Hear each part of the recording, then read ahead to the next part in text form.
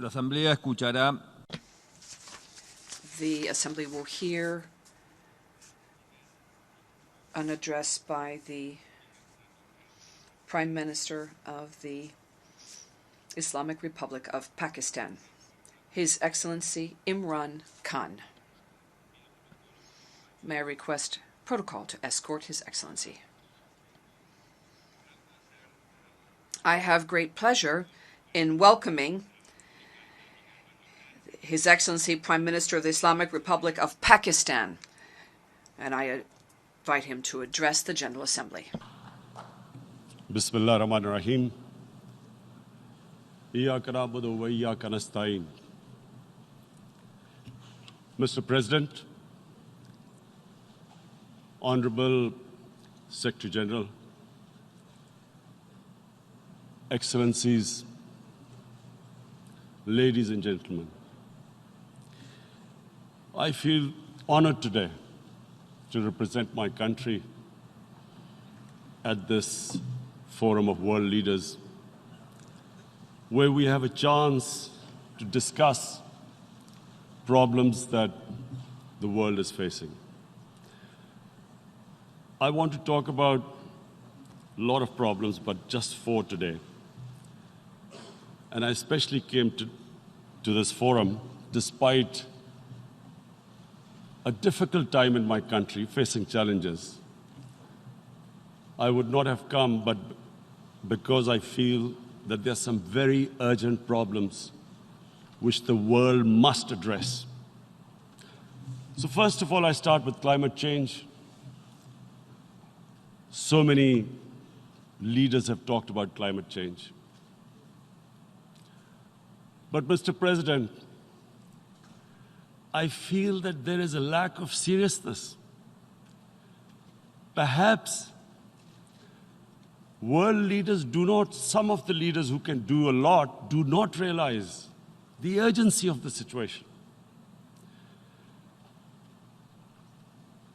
We have a lot of ideas, but as someone said, ideas without funding is mere hallucination.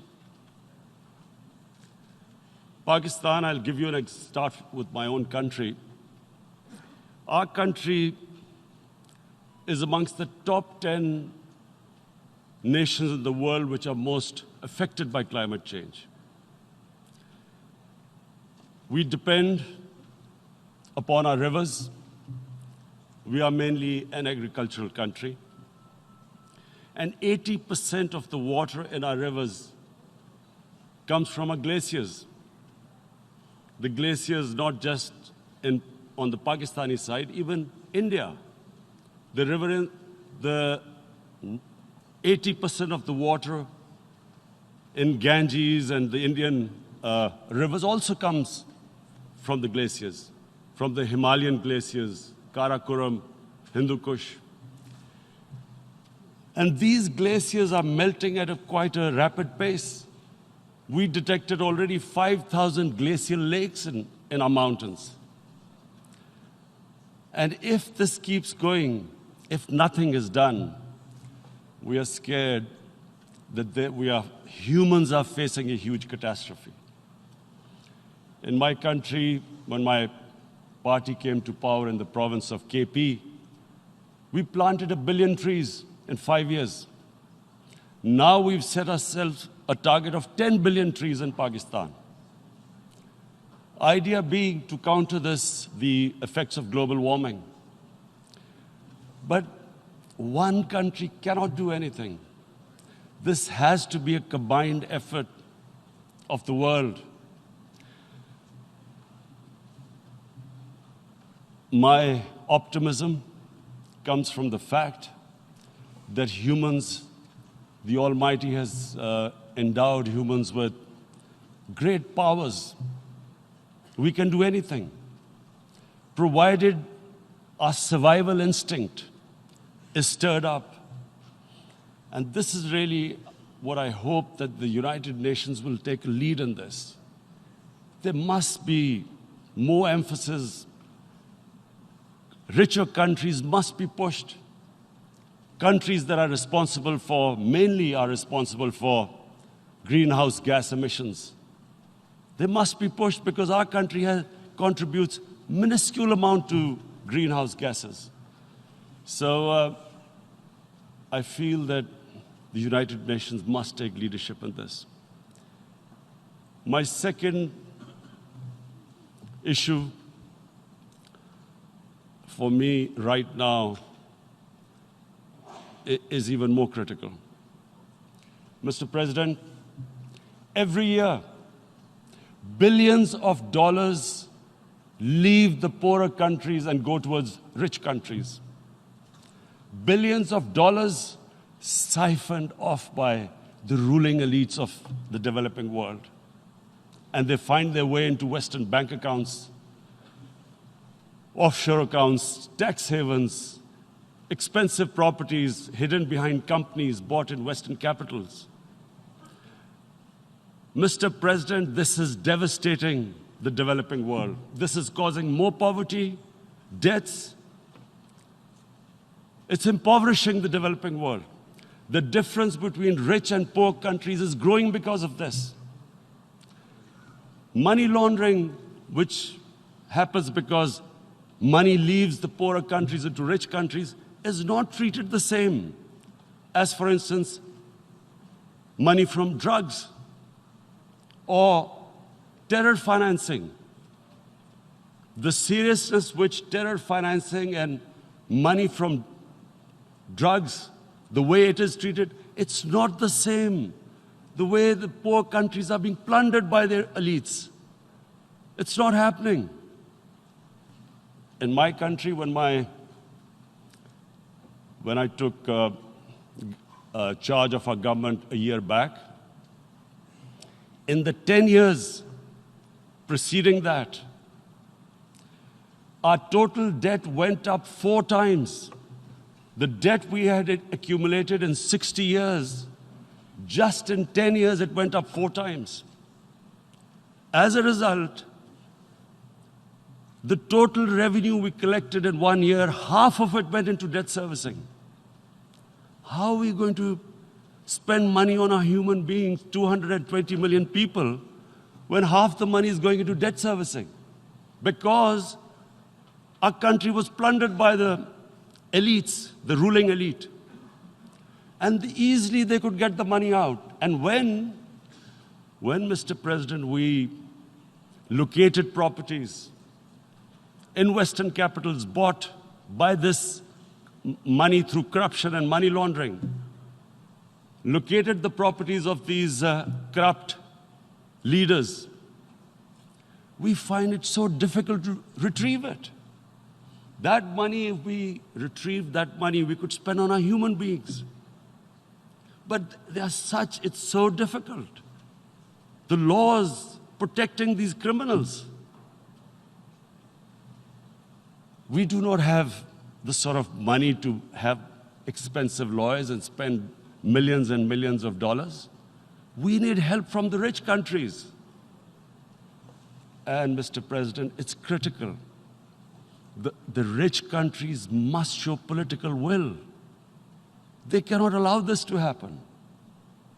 How can the poor countries spend money on human development, which the United Nations asks, SDG?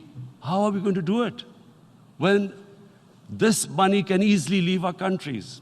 So, unless the rich countries intend to build walls to stop economic refugees coming as we see right now, they must take action. They must take action now. It must be a deterrent. Corrupt ruling elites should not be able to take money out easily and park it into foreign bank accounts and into these properties abroad. And I never understand why. Why do we have these tax havens? Why is this allowed? Why shouldn't rich people pay taxes? Why is it legal to have these tax havens where you have these secret accounts? Because, the world is changing. The population of the world is growing. Sooner or later, you're going to have a crisis if the poor get poorer and the rich get richer. There is going to be a crisis sooner or later. So this is my second point. I hope that the United Nations takes a lead in this. It involves the IMF, the World Bank, Asian Development Bank. They must find a way of stopping this plunder of the developing world. My third point. My third point is Islamophobia. There are 1.3 billion Muslims in this world. There are millions of Muslims living in other countries, European countries, in the US, as minorities. Islamophobia, since 9/11, has grown at a pace where it is alarming. Human communities live together. There should be understanding amongst them. But Islamophobia is creating a division. Muslim women wearing hijab, it's become an issue. It's become an issue in some countries. Hijab is some sort of a weapon. A woman can take off her clothes in countries, but she can't put on more clothes. How is this happening? Because of Islamophobia. And how did this Islamophobia start? After 9/11.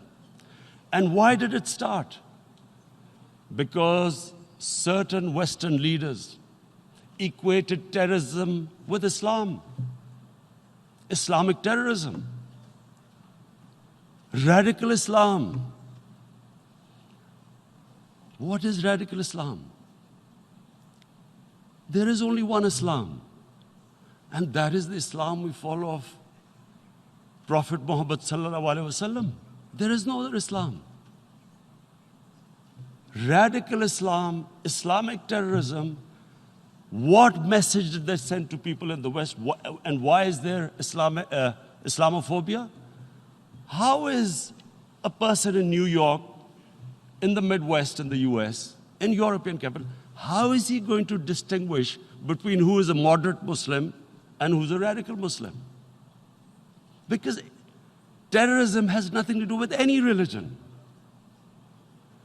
This Islamic terrorism, Islamic radicalism, and sadly used by leaders, this has been the main reason for this Islamophobia. And it has caused pain amongst Muslims. We in Muslim countries watch this Islamophobia traveling abroad, and it's getting worse.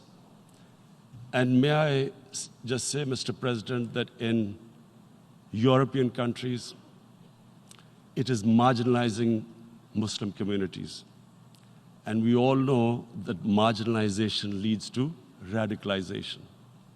Some of the people who ended up as militants in Syria and other places were from marginalized Muslim communities. And my point here is that we must address this issue. I'm sad to say that we Muslim leaders have not addressed this issue either.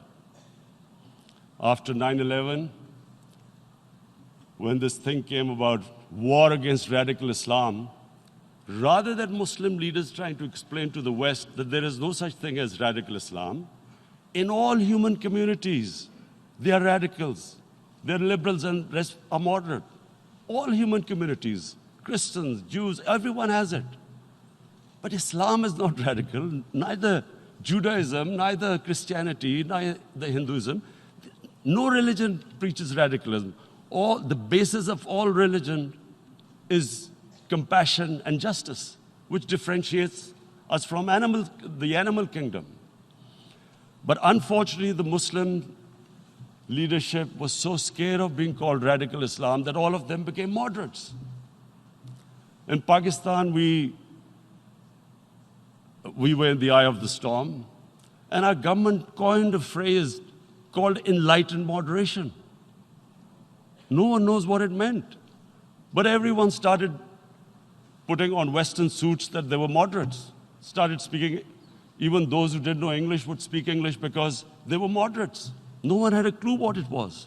Because we, in the Muslim world, did not explain to the West that there is no such thing as radical Islam.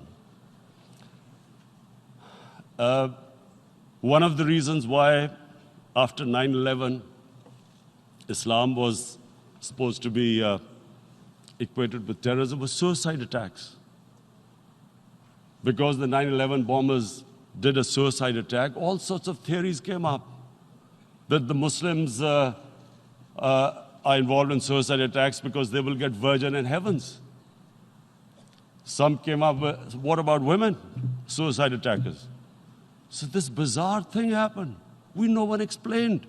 Suicide attacks and Islam were equated. No one did research that before 9/11, the majority of suicide attacks in the world were by Tamil Tigers, who were Hindus.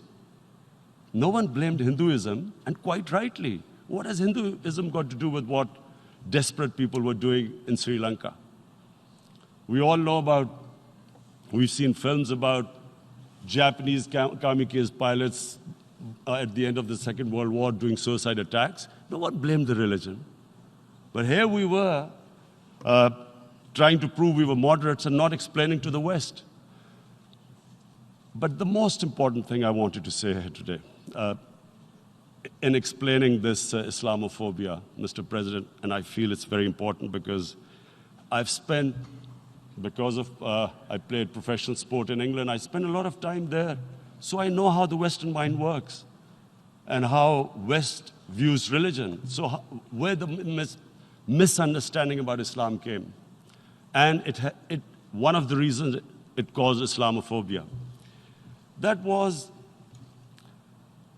in 1989, this book was published, maligning, insulting, ridiculing our Prophet Muhammad sallallahu alaihi wasallam. And there was a reaction in the Muslim world. The West couldn't understand what was the problem. Because in the West, because I have spent so much time in the West, religion is perceived completely differently. They don't look upon religion like we do. And so, Islam was supposed to be an intolerant religion. It was against freedom of expression. And Islam took a real beating 30 years ago. I still remember it became a watershed. And every 2 or 3 years, someone would malign our Prophet, peace be upon him. There would be a reaction by the Muslims. And again, it was Islam, an intolerant religion. Again, this time, I blame a certain section of the people in the West who deliberately provoked this, knowing the impact it would have. But the majority of the people in the West didn't understand. This is where, again, Muslim leadership let the Muslims down. We should have explained to them what our Prophet, peace be upon him, means to us. So in 1 minute, I'll try and explain what he means to us. Our Prophet was the witness to the divine book, the Holy Quran. The Holy Quran is the book of guidance for Muslims, and the Prophet's life was living the Quran. He was an example of what the Quran guided us to be. So he is the ideal we all try to get to. The Prophet created the state of Medina, the first state in Islam. That state was the basis of a Muslim civilization which became the predominant civilization for the next 700 years. And what was that state? I hear such strange things about Islam, that it is against women, it's against minorities. The first state of Islam in Medina, it was the first time a welfare state was set up. The state took responsibility of the weak, widows, orphans, poor people, handicapped. It taxed the rich, spent the money on the poor. The state announced that all human beings are children of Adam, hence equal, whatever the color of their skin. The state announced, the Prophet announced that, and slavery, the whole system depended on slavery as it did for many years in the Western societies. The Prophet said that one of the greatest deeds is to free a slave. But because the society depended on slavery, he said, but if you have to, treat them as an equal member of the family. And as a result, something happened in a Muslim world which hasn't happened in any other civilization. Slave dynasties appeared. Slaves became kings. The Mamluks, slaves who ruled Egypt. In India, there were slave dynasties. And then, with minorities, again, you hear that Islam is supposed to be against minorities. Let me just make this clear. In Islam, the Prophet announced that everyone was free to practice his religion. It was a sacred duty to protect the places of worship of all religions. He announced that every person is equal in front of law, whatever his religion or his color. And this incredible case, and I always quote this, that the fourth Khalifa, the head of state of Medina, he lost a court case against a Jewish citizen. So, number one, it showed there was a rule of law, no one was above law. And number two, that a Jewish citizen was an equal citizen. So, Mr. President, when a Muslim society is unjust to its minorities, it is going against the religion of Islam and our Prophet, peace be upon him. So, it is important to understand this. The Prophet lives in our hearts.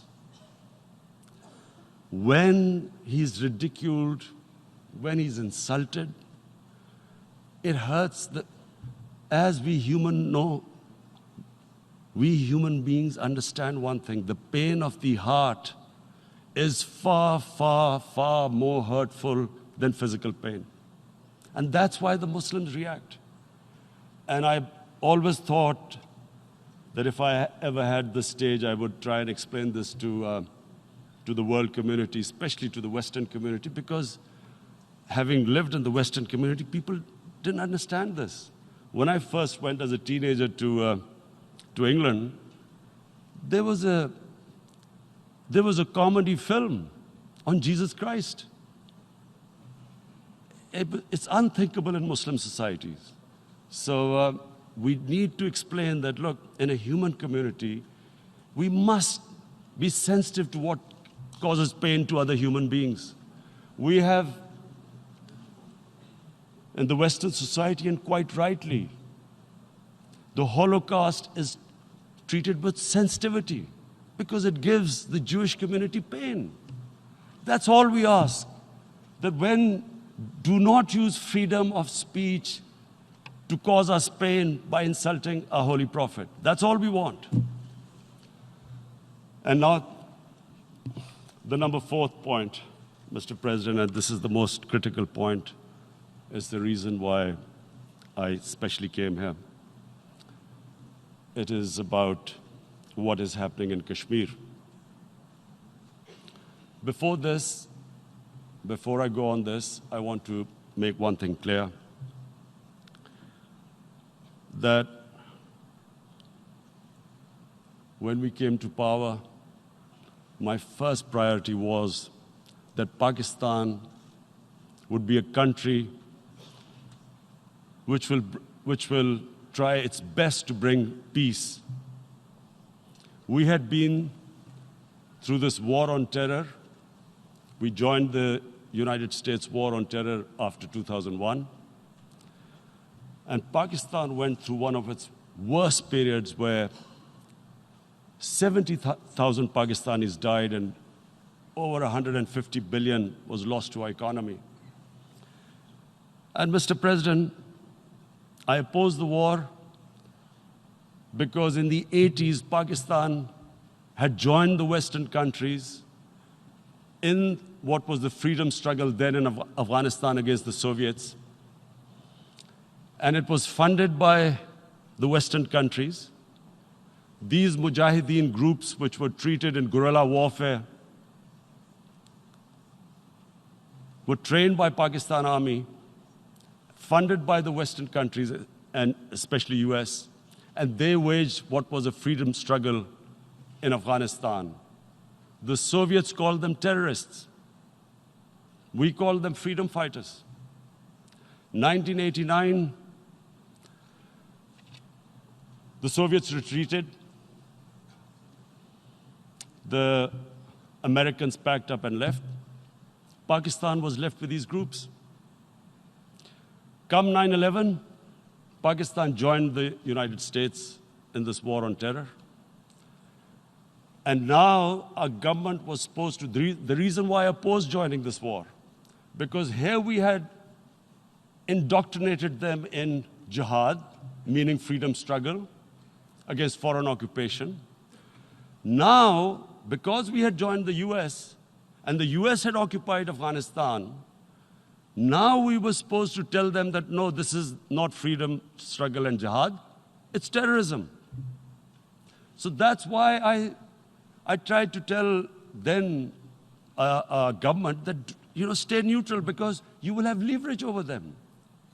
You will be able to control them. But if you join them, you become collaborators and they will attack you, which is what happened.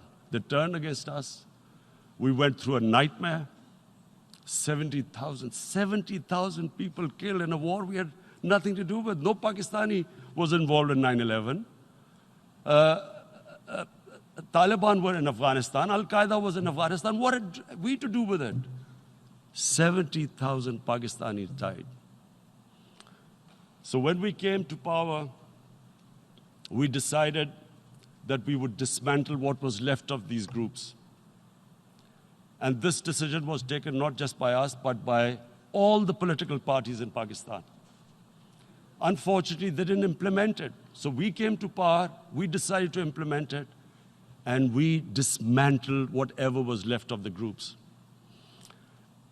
And I know that India keeps accusing us that there are these groups there. I would like the United Nations to send observers, see for themselves what we've done. No Pakistani government would have dared to do this because it would have created strife. But we decided that there would be no militant organizations in Pakistan. So I need to give you this background and to what I'm going to say later on. And secondly, we started mending fences. I invited the Afghan president. We developed a relationship with Afghanistan. We had problems with Iran. We mended fences there. And then India. Now let me just give you a little background about my relationship with India. Because of cricket, and cricket being it's a passion in the subcontinent, I had great following in India. I have friends in India, and I loved going to India. So immediately, when my party came to power, the first thing we did was to immediately reach out to India. And I spoke to President Modi and I said, look, we have similar problems. Climate change, poverty, let's get together. Let's resolve our differences through trade. Let's build a relationship on trust. Prime Minister Modi told me that, there were terrorist attacks from Pakistan. I said, we have problems with you. There are terrorist attacks which we know are instigated by India in Balochistan. We caught a spy, Kulbhushan Yadav, who admitted what the sabotage going on in Karachi and Balochistan. So we said, look, let's leave that behind. Let's move forward. Our main priority should be our people. The highest number of poor people live in the Indian subcontinent. Unfortunately, didn't make any headways. Our foreign ministers were supposed to meet on this in the UNGA last year. India canceled it. We thought that it's their election coming up. It's a nationalist, ultra-nationalist party. It doesn't want to cozy up to Pakistan. So we thought, okay, we'll wait till the elections. Meanwhile, a 20-year-old Kashmiri boy, whose father said was radicalized by the security forces in Kashmir, blew himself up on an Indian convoy. Immediately, India blamed us. I spoke to the Indian public on television. I said, if you give us any iota of proof, we will immediately take action, because we've clamped down on these groups. Rather than sending us any proofs, they sent their jets in, they bombed us. We retaliated. A jet, 2 of their planes were shot down, 1 pilot bailed out in Pakistan. We immediately returned the pilot, saying that, look, we do not want any escalation. Rather than taking that as a peace gesture, the entire campaign, almost the entire campaign of Mr. Modi in the election was how he had taught Pakistan a lesson that jets had killed 350 terrorists. Complete lie. They had just killed about 10 trees of ours, which was quite painful given that, we are growing all these trees. He then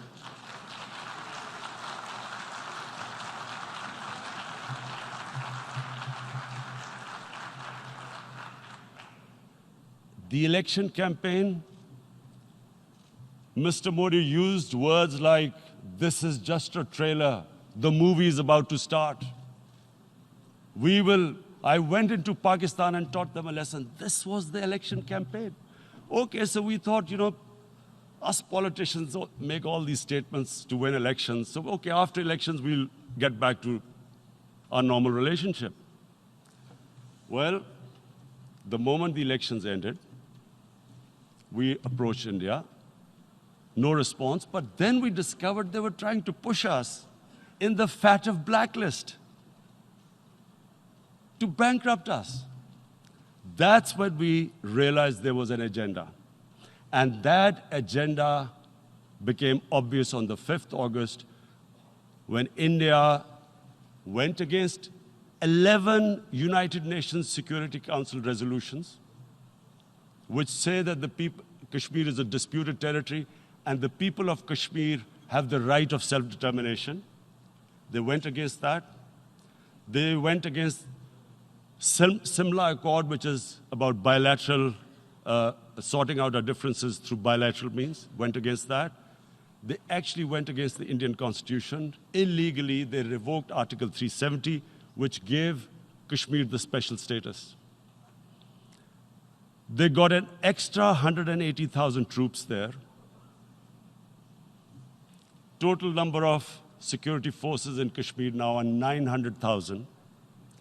And they put 8 million people of Kashmir under curfew.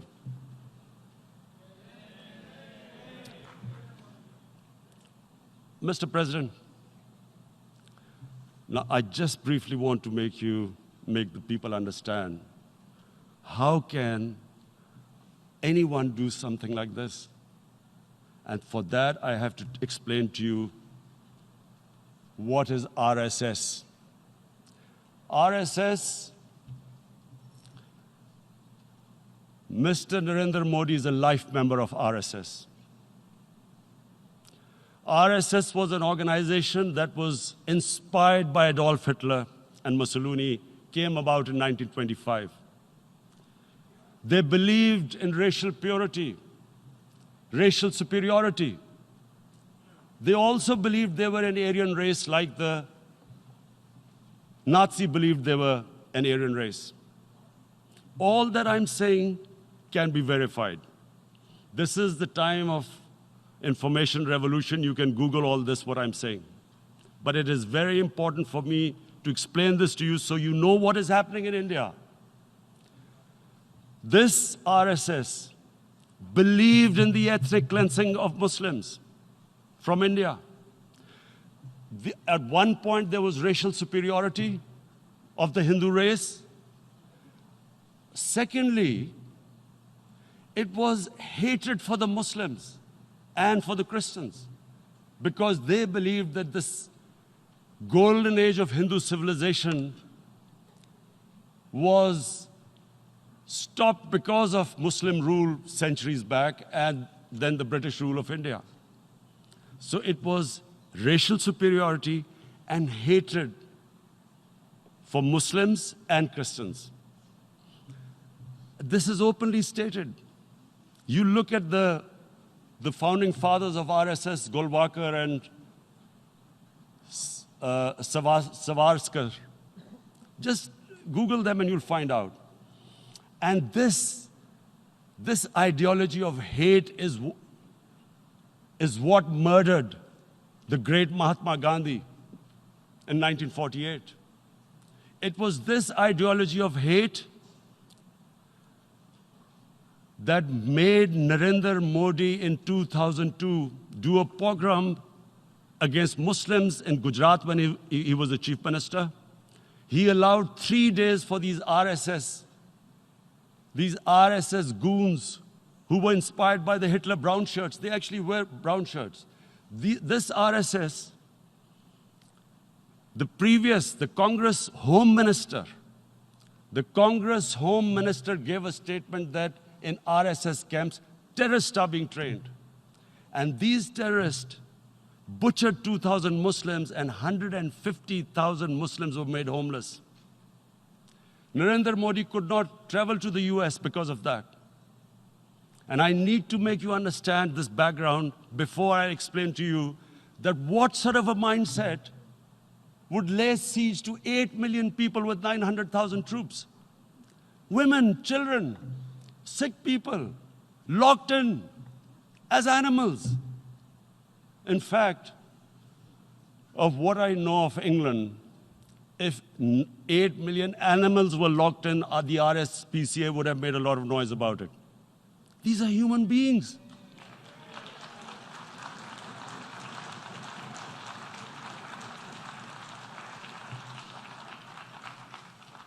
And Mr. President, what comes with racial superiority, these illusions of Aryan superior race, is arrogance.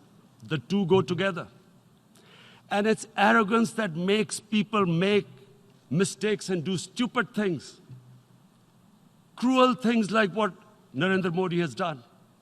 It's sheer arrogance. And it's arrogance that has blinded him from the fact that what is going to happen when the curfew is lifted? Has he thought about it? This hasn't been thought through. What is he going to do when he lifts the curfew? Does he think that people of Kashmir will quietly accept the status quo because India has changed the constitution and taken away the special status? They'll accept that? Mr. President, 100,000 Kashmiris have died in the past 30 years because they were denied the right given by the United Nations, the right for self-determination. 100,000 have died and 11,000 women have been raped. There are 2 human rights, United Nations human rights reports on this. The world hasn't done anything because India is a huge market, 1.2 billion people. Sadly, the material prevails over the human. But this has serious consequences. Again, I repeat, that's why I'm here. Look, what is going to happen when the curfew is lifted will be a bloodbath. The people will come out. There are 900,000 troops there. They haven't come to, as Narendra Modi says, he's done this for prosperity of Kashmir. This is supposed to be for the development. These 900,000 troops, what are they going to do when they come out? There'll be a bloodbath. Has he thought it through what happens then? Mr. President, has anyone thought that what happens when there is a bloodbath? What do you think the impact will have on people of Kashmir? What do you think they will think? The way they have been boxed in their houses, treated like worse than animals, no rights. Thousands of all the political leadership has been arrested, taken out of Kashmir. Even those Kashmiri leaders who were pro-India have been taken out. 13,000 boys have been picked up and taken to God knows which destinations. So what do they think? What will the people of Kashmir do when they lift the curfew? They will be out in the streets. And what will these soldiers do? They will shoot them. They've already used pellet guns, blinded young boys. In the last 6 years, the 5 years, the oppression that has gone on in Kashmir. And so, Kashmiris will be further radicalized. Mr. President, there will be another Pulwama. And guess what? India will blame us. They're already blaming us. They're saying all this is happening because of Pakistan. One of their defense ministers said, there are 500 terrorists lined up on the border to go in. Why would Pakistan send 500 terrorists when there are 900,000 troops? What impact are they going to make? What will they do? And why would? Don't we know that the moment there is some terrorist attack, all that will happen is there'll be further cruelty and oppression of the people of Kashmir. We will just give the 900,000 troops to further crush the people of Kashmir. And then we'll give the Indian government an excuse that, look, Pakistan is a terrorist state, and this mantra that has gone on, Islamic terrorism. The moment you use this catchword, Islamic terrorism, the whole world turns away. No one talks about human rights. You can do whatever you want, which is what has happened in Kashmir, because they keep using this word, Islamic terrorism. And this is what they're doing right now. What do we benefit from further increasing the cruelty on the people of Kashmir? And why would we want this? But there is no other narrative left for India. As when they lift the curfew, whatever happens, Pakistan will be blamed, and there is always a danger of another Pulwama. They might come and bomb us again, and then another cycle might start. And what does Narendra Modi think? That 180 million Muslims of India are thinking right now. Aren't they watching these Kashmiris stuck inside for 55 days they've been stuck in? Aren't they watching? What do you think? Don't you think that the Muslims will be radicalized in India? And I'm talking about 180 million people. And when they get radicalized, there will be some incident in India somewhere down the line. Again, we will be blamed. And I'm warning you right now, again, we will be blamed. And Mr. President, what about 1.3 billion Muslims who are watching this? And they know that it is only happening in Kashmir because they're Kashmiri Muslims. This is not happening to Kashmiri Hindus. They know that this is happening because of their religion. So what do you think they will be thinking? What do you think the Jewish community would think if there were, forget 8,000 Jews stuck like this? What do you think Europeans would think? What do we think? I mean, any human community, if their members are stuck like that, what do you think they will think? Are we a children of a lesser God? Is it not going to cause us pain? And then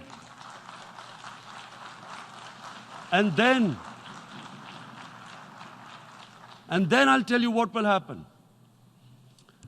People will, in the 1.3 billion Muslims, someone will pick up arms. I know we've been brought up with films, Western films. This good, decent guy doesn't get justice. he decides to pick up a gun and start seeking justice. There was a film made in New York, famous film called Death Wish. This guy gets mugged by and his family, his wife gets killed or something. He can't get justice. He picks up a gun and he goes around shooting muggers. And the whole cinema cheers him on. So what do you think the Muslims are thinking right now?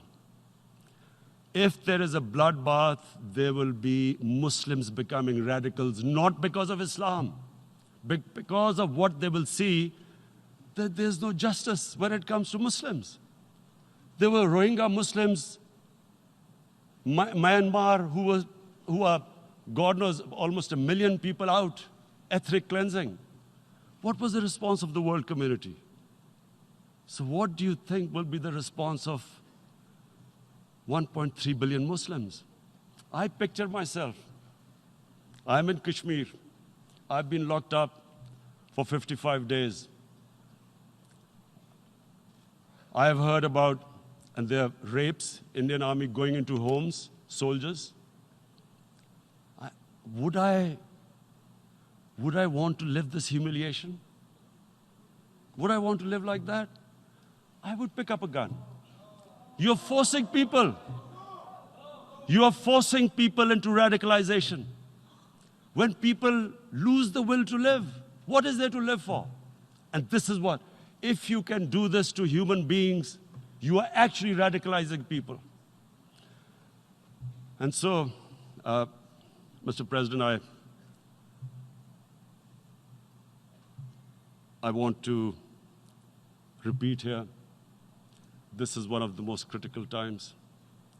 There will be a reaction to this. Pakistan will be blamed. 2 nuclear-armed countries will come face to face like we came in February. And before we head in that direction, the United Nations has a responsibility. This is why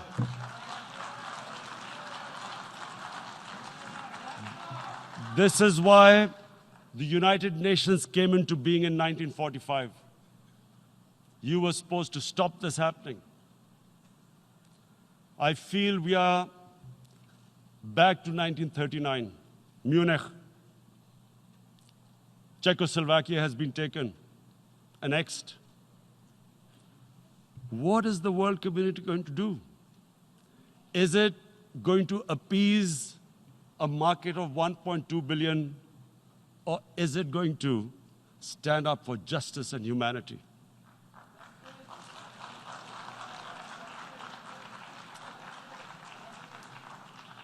If this goes wrong, you hope for the best, but be prepared for the worst.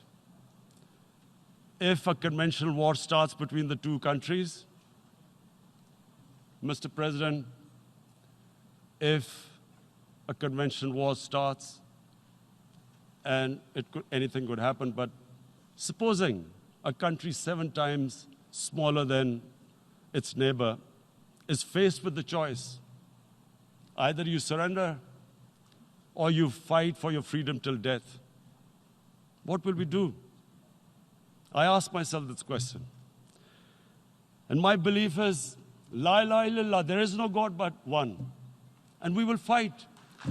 And when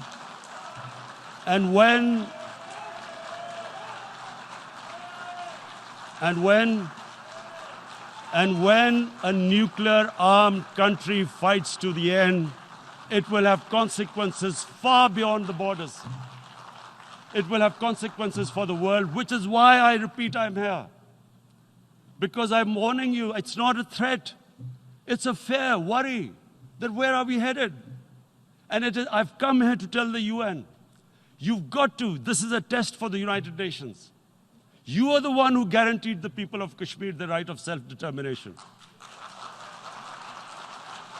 They are suffering because of that. And this is the time. This is the time not to appease like in 1939 appeasement took place. This is the time to take action. And number 1 action must be that India must lift this inhuman curfew, which has lasted for 55 days. It must free